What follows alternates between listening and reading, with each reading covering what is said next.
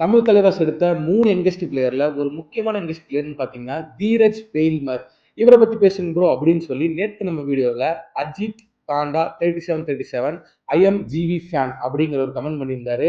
அவருக்காக தான் இந்த வீடியோ ஸ்பெஷலா இருக்கும். இந்த வீடியோக்குள்ள போறதுக்கு முன்னாடி நம்ம சேனல் சப்ஸ்கிரைப் பண்ணல அப்படின்னா தலையிலே போட்டுருவோம். சப்ஸ்கிரைப் பண்றோம்.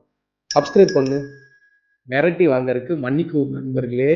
ஏன்னா பெண்கள் வந்து டக்குன்னு சப்ஸ்கிரைப் கொடுத்தது நமக்குலாம் விழவே மாட்டேங்குது. மிரட்டி கிரட்டி வாங்கினதான் உண்டு. இப்போ நீங்க பண்ணிட்டீங்கல்ல, சந்தோஷம். வீடியோக்குள்ள போவோமா?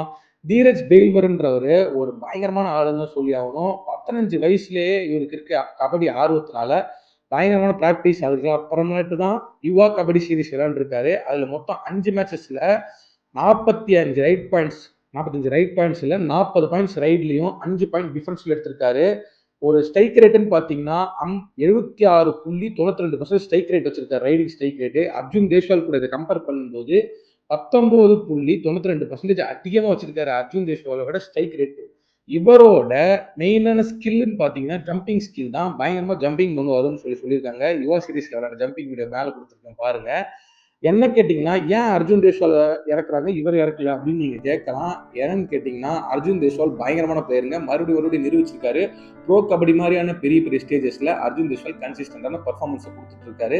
இவர் இப்பதான் வந்திருக்காரு. பிராக்டிஸ் மேட்சஸ்ல சரியா பிராக்டிஸ் பண்ணாம இருந்திருக்கலாம். மேபி பாயிண்ட்ஸ் இல்ல ஹோப் கொடுக்காம இருந்திருக்கலாம். ஆனா இப்ப சின்ன பையங்க, கொஞ்ச நாள்ல வளர்ந்துருவான். விடுங்க, பார்த்துக்கலாம். அடுத்தடுத்து பார்க்க போறோம்னு நினைக்கிறேன். பார்ப்போம் நண்பர்களே. இந்த வீடியோ உங்களுக்கு பிடிச்சிருந்தா லைக் பண்ணி நம்ம சேனல் ஃபாலோ பண்ணி வச்சுக்கோங்க. கரெக்டாக வைக்காதீங்களா அடுத்த தடவை சாமி.